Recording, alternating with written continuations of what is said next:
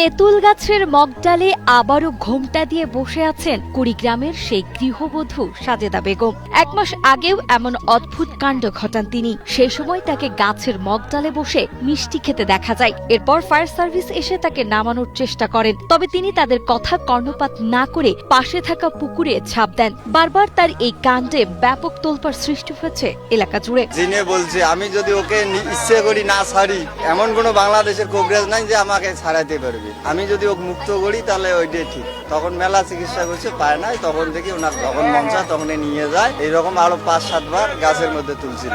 ঘটনাটি ঘটেছে কুড়িগ্রামের উলিপুরের গোড়াই আনন্দবাজার এলাকায়। জানা যায় সোমবার 8 জুন সকালে স্থানীয় এক ব্যক্তি ওই গৃহবধূকে পুনরায় ঘোমটা দিয়ে তেঁতুল গাছের মগডালে বসে থাকতে দেখেন। পরবর্তীতে তিনি ওই নারীর পরিবারকে খবর দিলে মুখে মুখেই এই ঘটনার চারিদিকে ছড়িয়ে পড়ে। এই খবর ছড়িয়ে পড়লে গাছের ডালে বসে থাকা নারীকে এক নজর দেখতে ভিড় জমায় বিভিন্ন বয়সের নারী পুরুষ। পরে পুকুর পাড়ে মানুষের ভিড় দেখে ডাল বেয়ে পুকুরের পানিতে লাফ দেন গৃহবধূ সাজেদা বেগম। এরপর বুক সমান পানি পেরিয়ে কিনারায় উঠে আসেন তিনি। 2-3 ঘন্টা থাকার পর গাছ থেকে আবার নামলো।